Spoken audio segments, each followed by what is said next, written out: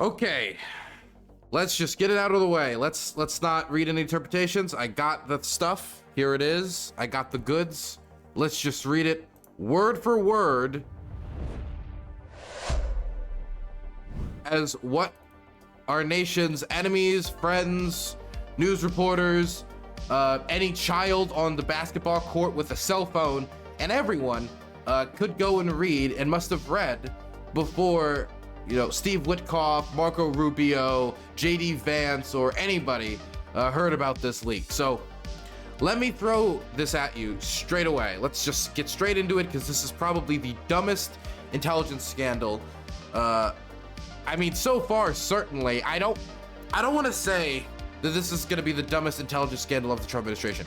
This is probably at least in the top 3. It's in competition with documents in the bathroom, and then in competition with the fact that he got his staff to cut the cameras in order to move those documents around, and then got the compound raided. That's all very funny. But this, just due to the fact that, I mean, just the complete lack of effort, after leaning so much into the Hillary's emails, leaning so much into this like intelligence security angle, to the point where Trump, while in office, even though most people have forgotten, he actually increased the penalties for security failures, you know, when it comes to, you know, the preservation of classified documents while in the White House, trying to make it more criminal for White House officials and others to do what Donald Trump is seemingly inevitably stumbling into.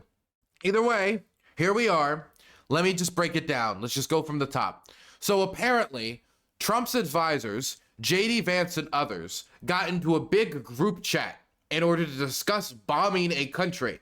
Now, I don't know what group chats you have been added to. Probably family anniversary stuff, maybe stuff in your household in order to discuss like chores and stuff. Hey, can we get this done, get that done?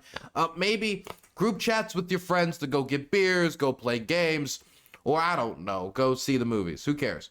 But could you imagine being added to a group chat, opening it up, and you just discuss it just openly, okay, we're gonna kill these people, we're gonna kill these people.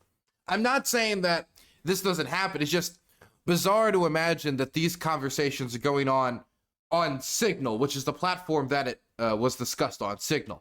And again, it's not that I don't imagine that presidents have these conversations or casual conversation with talking about bombing this or bombing that. It's for it to be on Signal, which is an unsecured line of communication. Now, I imagine not many of the people who watch my show have worked in the White House before. I have not as well. But anybody who has worked in the White House would know that the White House has secure lines of communication, which you're supposed to go to discuss sensitive matters of national security.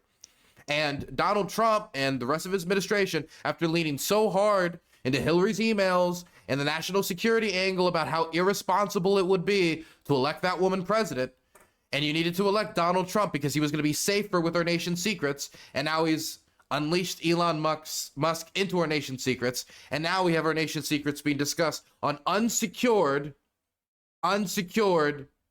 communication devices going through Signal, telecommunication app that is, again, not a secured line of communication. I know Signal is more secure than other types of communication. Maybe that made them feel safer. But let's be clear. Signal is secure if you wanted to discuss a family private matter between two private individuals and not wanting it to be easy for someone to get into your account or see, like, maybe. But when you're the president of the United States or the vice president of the United States, it is still woefully insufficient. Woefully insufficient. Like, look, a handgun might be enough to protect you and your family and your home on any other day of the week if there was an armed robbery. But if you're the president of the United States, you're going to need more than a handgun to defend that, because the circumstances have changed. Your enemies have changed. There's more people looking out for you. You know, if I'm just, you know, a tiny, you know, small-time businessman, maybe one bodyguard is all I'll ever need. If I'm the richest man on the planet, maybe I should get a few more. Do you see my point? It's not that Signal is not secure in regular circumstances. It's that you're the president of the United States, and you're discussing not what type of like coffee order is Marco Rubio gonna get. Is he gonna get decaf? Is he gonna get milk? Is he gonna take it black? You know, how to impress everybody else in the office? Like, What is he going to do? That's not what's being discussed. We're discussing the bombing of another nation. And when we say discussing the bombing of another nation, we will read it word for word. It's not, hey, should we do this? Maybe. It's, I mean, there's discussions in these messages. According to The Atlantic, which is the source by which we got this, they were the ones that got this and published it. So how did The Atlantic get it? Let me guess, it probably was not because they were added to the group chat. Wait a second. It was because they were added to the group chat by accident. The reason we got this, because it leaked, isn't even like, oh, the Chinese got in and got this. Oh, you know, the Russians, you know, broke into a White House compound, saw an unsecured, oh, and then, no, it's that somebody, probably while scrying on their phones, maybe while going through the app and not understanding it, maybe one of the older people in the Trump administration who hasn't used Signal before, and maybe they're used to using secured lines of communication in government, arenas, or maybe they're not used to doing this type of communication at all because there's so many people in Trump's cabinet with very little experience in the matter. I mean, J.D. Vance wasn't even in government like 4 years ago. He was an unelected private investor working in venture capital up until 2 years ago, and now he's working with the nation's top secrets in these group chats. Anyway, an Atlantic writer gets added to the group, and at first they're kind of confused. Like, is this authentic? Is this not? But the reason we know that these messages are authentic, is because the Atlantic saw that in these messages they had times for when the bombings would occur in Yemen, which was the country that was being discussed for where this bombing was going to happen, and then when the times came, the bombings occurred. So they knew the times that these bombings were going to happen before the bombings happened, which authenticated the messages. And since there's been more authentication, but first, before we get any deeper into this or the White House response or how embarrassing this is, what this means for our nation's security, what this means for the level of responsibility that we're seeing from the Trump cabinet, let's read some of these messages from this group chat. By the way, Pete Hegseth has a picture of himself. J.D. Vance does not have a picture of himself in the group chat on Signal. So it seems possible that it's not Pete. Okay, if he knows how to at least change his profile picture, I would imagine that he wasn't the one that added them. So unless he, I mean, I'm not going to say he drank, look, but you never know. Look, all I'm saying is when you have Atlantic reporters getting added to the Bomb Yemen group chat, really anything's on the table. Here's a message from Pete Hegseth. VP, I fully share your loathing of European freeloading. It's pathetic, but Mike is correct. We are the only ones on the planet on our side of the ledger who can do this. Nobody else even close. Question is timing. I feel like now is a good time as any, given POTUS's directive to reopen shipping lanes. I think we should go, but POTUS still retains 24 hours of decision space. As I heard it, the president was clear, green light, but we soon make clear to Egypt and Europe what we expect in return. We also need to figure out how to enforce such a requirement, e.g., if Europe doesn't remunerate, then what? If the U.S. successfully restores freedom of navigation. Signal and MAGA wasn't around during the Manhattan Project. Oh, God. Oh, geez. He would announce it like years before it was completed. F-47. I don't want to get into the F-47. Let's stick to the messages before going on another tangent. If the U.S. successfully restores freedom of navigation at great cost, there needs to be further economic gain extracted in return. Agree. Listen to this exchange, this quid pro quo logic, this logic of, look, if we're going to be restoring freedom of navigation in the Red Sea, then Europe needs to recuperate us. We need to get paid back. Now, look, I'm not saying that the United States shoulders a security burden such as freedom of navigation on international waters. It should not be recuperated in some manner or in some way. It doesn't even need to be direct recuperation, but some sort of assistance in making that better and making the load less heavy so that American taxpayers can also allocate other needs to other concerns outside of bombing country XYZ. So I'm all on board with that, but let's just throw out there for a moment.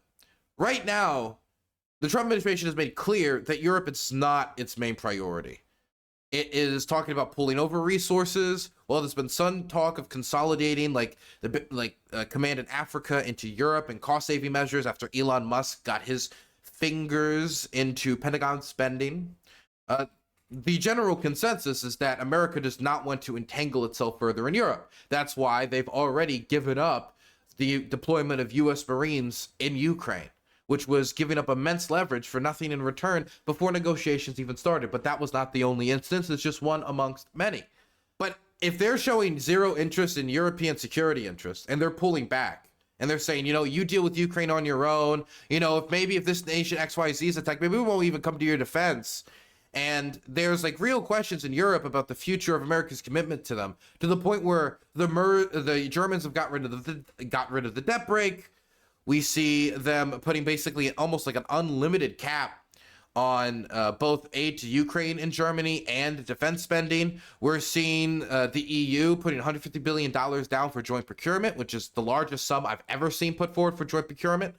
So there are moves being made. But if Europe is trying to gain strategic autonomy in any way, they're pursuing this, and they think America doesn't care about the security interests, why would they then come to you when they're trying to just fulfill their defense needs as Russia's on the march and say, hey, can we pay you back for that Red Sea bombing you were going to do anyway because it's in your clear interest, because you're a trade powerhouse, even though some of those in your administration might loathe global trade? I just don't see it. Just to me, and this is supposed to be the real decision-making logic. This is peeling away the Fox News nonsense. How do you get those people you've just made clear you don't care at all to pay you back for these types of operations if they don't think you're going to come and help them in their own backyard? Plus, again, this is something you'd want to do anyway because Trump, as they say here, already dedicated to do this. Maybe that's why they're saying they're angry here with the capital pathetic. Maybe they're upset because they know they have to do it anyway. I don't know. Continuing. Excellent. A good start. Michael Waltz with the fist and the American flag and a fire emoji. Good job, Pete and your team. The team and Mal did a great job as well. Great work, all. Powerful start. Has occurred. Yemen war chat. Click to join. I don't know what that means, but thank you for $5 either way. Pete Hegg says, if you think we should do it, let's go. I just hate bailing Europe out again. Just let's make sure our messaging is tight here. And if there are things we can do up front to minimize risk to Saudi oil facilities, we should do it. Minimize risk to Saudi oil facilities. JD Vance. VP, I fully share your loathing and et cetera, et cetera, et cetera, et cetera. Okay. So, first off, again, all of them see this as bailing Europe out by bombing Yemen. That they are dealing with the issue that Europe refuses to deal with. And to some extent, yeah, I think there is truth in the matter that the United States is the one overwhelmingly trying to restore international shipping security to that area of the Red Sea where they're firing over, trying to intership boats. And even if they don't intership boats, the insurance costs go up. More ships go around the African route, putting pressure on the Southern African port system, which it does not have the capacity to handle, as well as adding costs to shipping by going the long way, or adding costs to shipping by the increased cost of insurance if you actually decide to make the trek.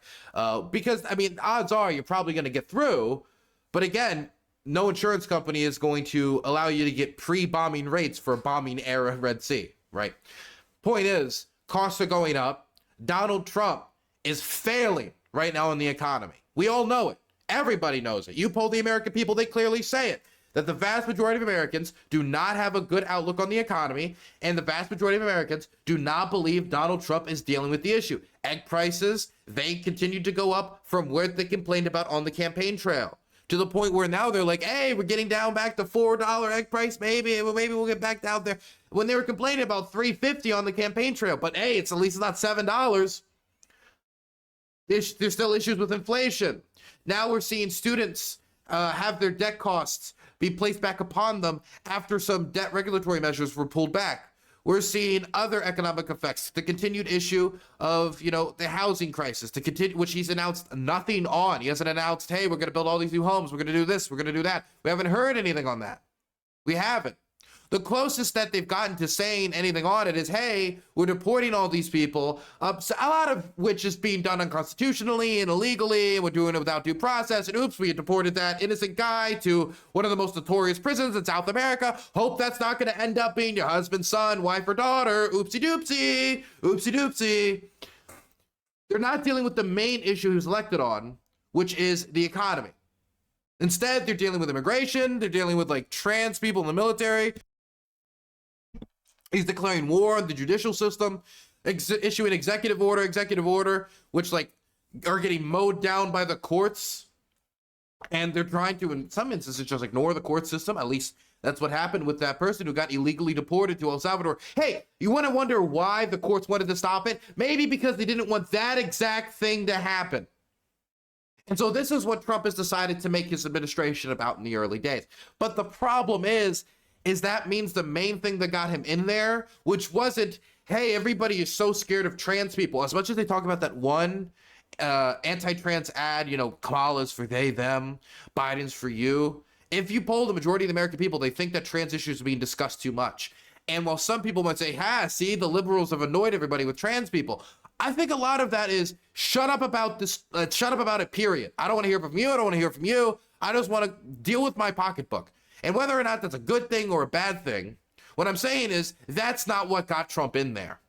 Okay, it wasn't, you know, the American people just being so done with the woke that they had to bet it on Trump, even though that's how they claimed the mandate to be. It largely had to do with a dissatisfaction with the status quo and, as all polling indicates, the economy, which he has not dealt with.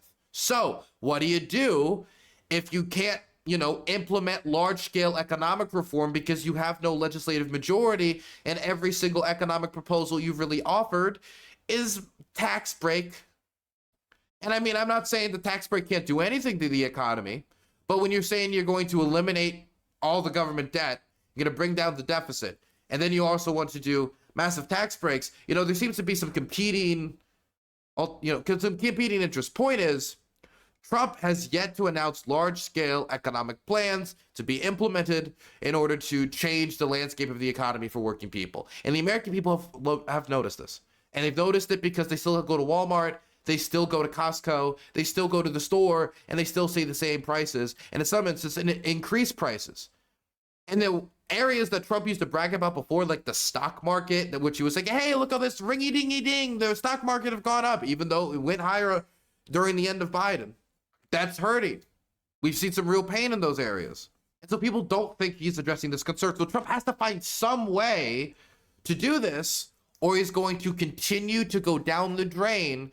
And when the midterms come around, the historical trend will prove itself true again. He will lose the midterms, he will lose the majority in the House, and that means the constitutional check on power against the illegal actions such as the gutting of the CFPB, the gutting of U.S. aid, the unconstitutional deportation. A lot of this can be checked not only by the courts now, but then by the judicial system, but then by the legislator as well.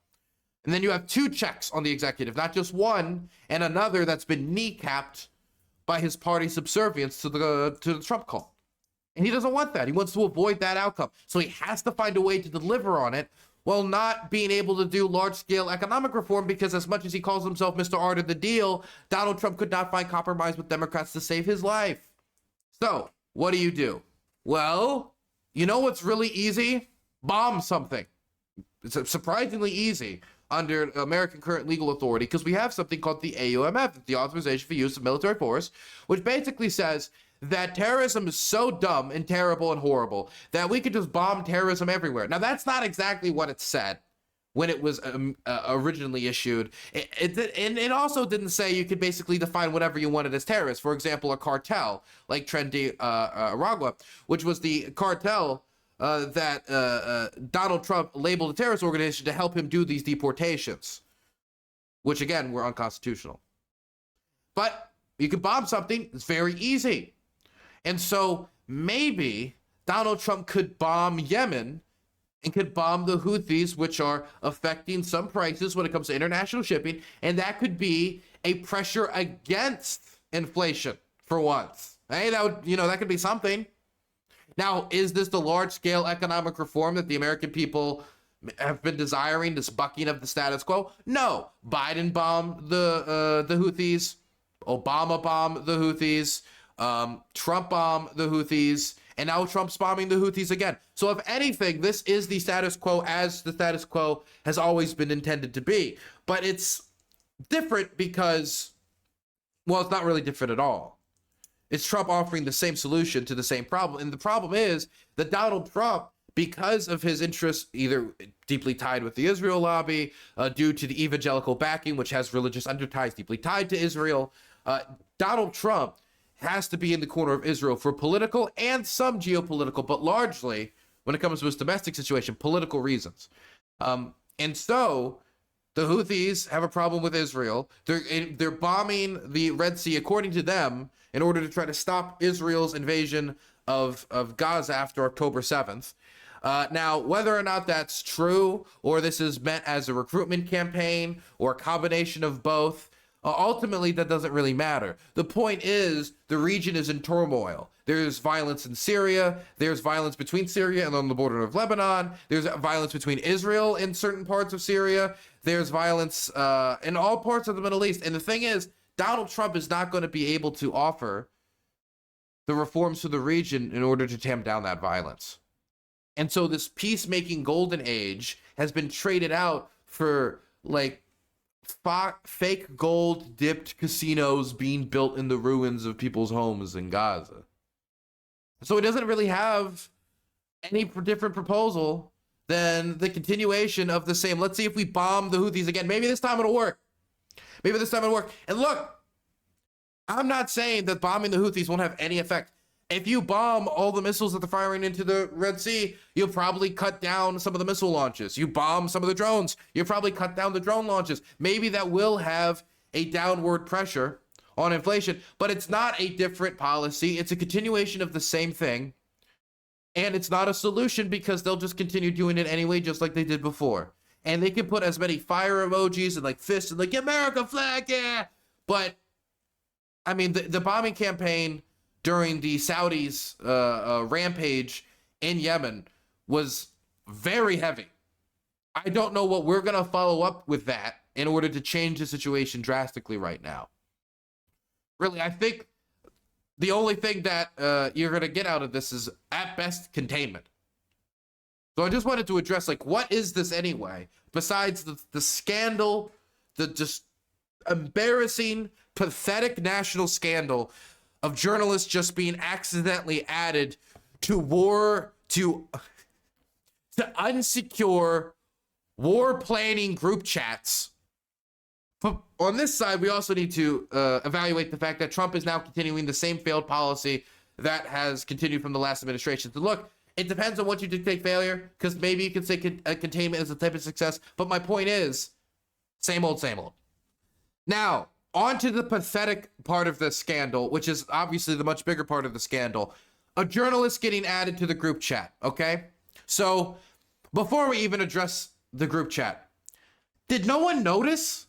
You guys noticed, I don't know if you guys have been in Signal before, but when somebody's added to a group chat, they show up. You can see them in the list of people, and you can see the numbers. You can see that. And to be clear, it wasn't like, oh, oopsie doopsie, at the end of it, right as it was happening, someone slipped a number. They were in the group chat, as Zirin just brought up in chat, for days.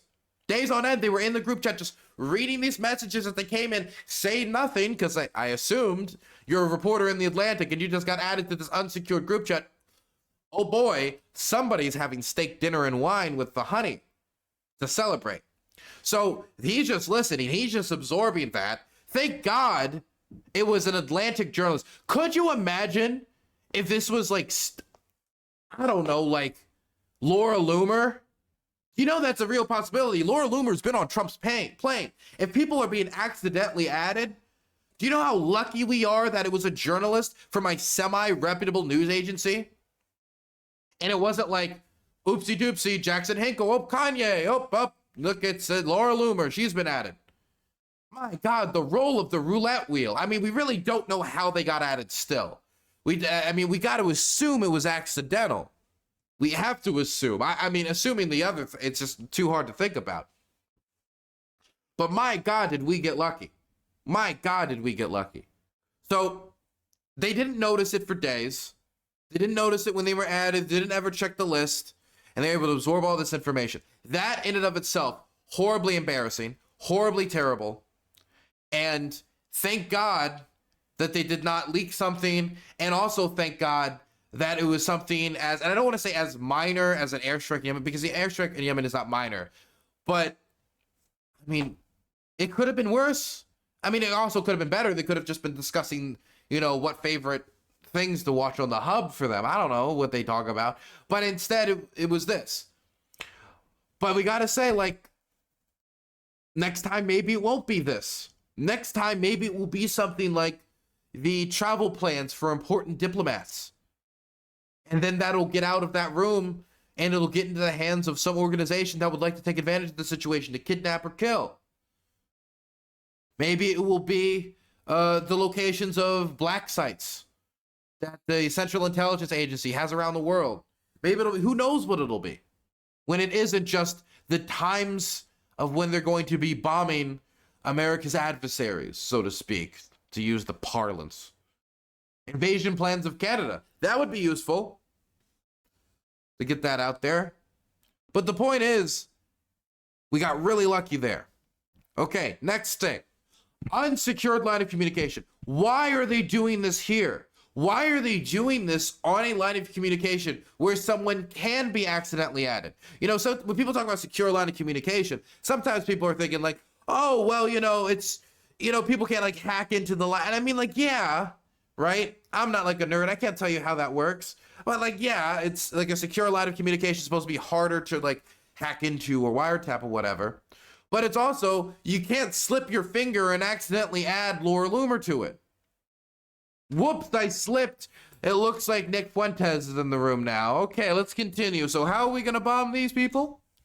My goodness. Imagine if this was on the eve of a fairly significant military operation, right? Somebody just talking about like D-Day in chat. It'd be like, could you imagine on the eve of D-Day, getting added accidentally to the D-Day group chat? Any operation of significance? We got, I would say, relatively lucky given the circumstances, what happened and how embarrassing this is. Now, obviously, there's a few problems here when it's going to come to the United States reputation and long-term effects that I don't think the Trump administration is going to be willing to address. And I think the biggest one is going to be our international reputation. This doesn't do structural damage. It was one group chat. There's even real possibility that after this, maybe somebody says like, hey, let's take this a little bit more seriously. Let's not have a second scandal like this. You know, we already have enough scandals. Let's not have a second one. So what we're going to do is we're going to talk on secure lines of communication about issues like this moving forward. JD Vance, you can try to enforce the rule, yada, yada. Maybe they do that. Maybe. It's possible. But even if they do that, the damage has been done. If you're in Five Eyes, which is an intelligence sharing organization that includes the United States, Canada, Great Britain, Australia. These are, I mean, you know, America's closest friends. How confident are you going to be in sharing vital national security information, especially if it's about issues that you don't even know that the United States is particularly dedicated to anymore, like the defense of Europe, with the United States, when you have to hand it over to intelligence head Tulsi Gabbard, who then passes it over to Donald Trump, who hands it to JD Vance, who just posts it, proceeds to post it in the Unsecured group chat that maybe somebody will be added to, maybe somebody won't be added to. Who knows? Who knows? And how would we know if they actually stopped sharing intelligence with us? I mean, they could come out, Germany could come out and we're done sharing intelligence, but I doubt they're going to do that. I don't think they're going to do that. Our atomic umbrella still touches Europe. And they do want some time to be able to get prepared, even though the Trump administration is providing them with very little to none. Whether that's purposeful, I do not know.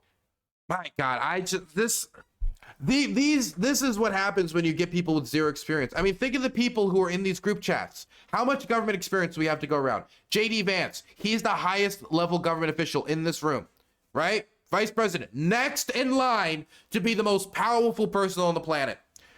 He's talking on this unsecured device in this unsecured group chat as journalists getting added. No concerns in the world, doesn't check anything. How much government experience does he have? 2 years in the Senate, an uncompleted Senate term. That's the entirety of JD Vance's government experience in working in public office or working in any government job, period, before becoming vice president. 2 years of an uncompleted Senate term. And now he's managing this type of sensitive intel. Who else is in there? Pete Hegseth, who has never managed people for the military in his life. He's been an infantryman.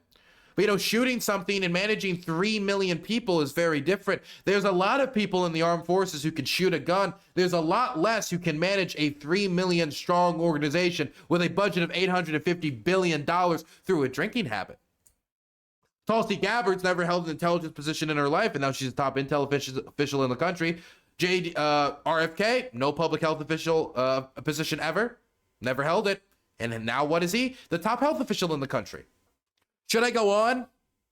Matt Gaetz was going to be the top legal mind in the country. He had a tiny private experience where the only notable instance in his entire legal career was when he was suspended for the bar for unpaid dues. There's no lawyer of note. So if you look at this trend, what you see is high amounts of loyalty and low amounts of experience. And you get a bunch of those people and you concentrate them together. You don't need maliciousness to hurt the country.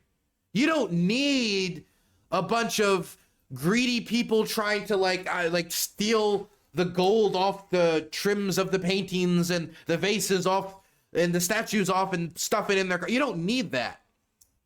All you need them to do is attempt to do their job. And now here we are. Now I get it. Government experience sounds queer, okay? What you'd like is somebody who tells the truth and, you know, he's fucking gonna put down, he's gonna wreck them and he's gonna own them and he's gonna pwn them and he's gonna, yeah, man, I get it. I get it. You wanna feel that you're sticking it to somebody, but the only person you're sticking it to when you get bad managers of government, bad managers of bureaucracy, the only things you get, the only person screwed is you, honestly. The only person you're sticking it to is yourself. Now let's listen to the response, because look, okay, I've said my piece. You hear me? I think this is fucking pathetic. I think this makes our country look terrible. Let's talk about Pete Hegseth's reaction. Let's talk about his reaction to all of this, because Pete Hegseth, who was one of the people who were actually in there, in fact, he's the only person you can actually see in the group chat. He's the only person who actually puts his face in there so everybody could see his face. I don't know why he spent the time to do it if he wasn't gonna. That's the thing. If he put his face in there, that assumes that he knows like how to use Signal. Why didn't he check? I mean, hey, he's never managed an organization with more than 300 people. Now he's managing 3 million. What's one group chat and all of that mess? Okay, here is his reaction. This is what he said when the story dropped and everything was coming out. Exactly what we're doing as we speak from the beginning, overwhelmingly. 1 second. Let me turn this up because he has a soft voice right now. There we go. Exactly what we're doing as we speak from the beginning, overwhelmingly. Why were those details shared on Signal, and how did you learn that a journalist was privy to the targets, the types of weapons used? I've heard I was characterized. Nobody was texting war plans, and that's all I have to say about that. Right, Thank you. That's Appreciate it. The NSC said it was authentic. Nobody was texting war plans. Well, it's already been confirmed. We know this is the truth. It's done. It's been reported by the Atlantic. How would the Atlantic know the times of the bombings before the bombings? How would they know that? It's already been confirmed as authentic. But it's so embarrassing. It's so pathetic. It blows out the Hillary email scandal. You don't think this is at least as bad, if not worse, than the Hillary email scandal? I mean, this is not even... This is just another chapter, not even a chapter, it's another page in the long book of Trump's stupid intelligence handling. Do you guys remember when Trump just lost the White House. He gets kicked out of the White House, but on his way out, he grabs tons of documents that are not confirmed declassified by the White House National Archives, which you have to submit them in order to get those documents out, despite what Trump might say. So he doesn't do that. He says that he just deserves to have classified documents because he used to be president, so he just gets them all, I guess. That was his eventual legal argument for what he would proceed to do. But he would take those documents, bring them to Mar-a-Lago, hide them, and as the White House National Archives are coming to him and like banging on his door, banging on his inbox, trying to meet him in public, trying to contact the staff, saying, hey, we are missing a bunch of classified documents. They're just gone. And when we say classified, I mean highly classified documents, some pretty significant documents. Where are they? I mean, Trump wouldn't sneak out a bunch of like shitty Ponzi, like limp wrist documents. He would go in, he would grab the Hardy Bull, wouldn't he? He want to get the invasion plans or the things about atomic. He wanted to get the Hardy stuff. And so, yeah, they're seeing the Hardy stuff is missing. And so they come to Trump and they say, where's the Hardy stuff? And you know what he does? Tells him he doesn't have them. But then eventually he hands over some, but he doesn't hand over them all. And then he tries to have his staff hide the rest of them, cutting the cameras in his resort, in his place in Mar-a-Lago, in order to make it easier for his staff to move these documents around, hiding them in the bathroom. This was only ended by a government raid on his place in Mar-a-Lago to retrieve those documents. He was then elected president again, and here we are. If he does not take this seriously, and he just uses like intelligence leaks or the issue of, national security on the issue of around, intelligence and keeping secure information, keeping our spies safe, keeping our sources safe. He runs on it when it comes to Hillary, doesn't care about it at all. He less than cares about it. This is just laziness. This is just laziness. You pick loyalty over experience, and this is what you get. And we are just getting started. 3 years and 10 months to go. This is the organization of fantastic individuals which has our children's security in their hands.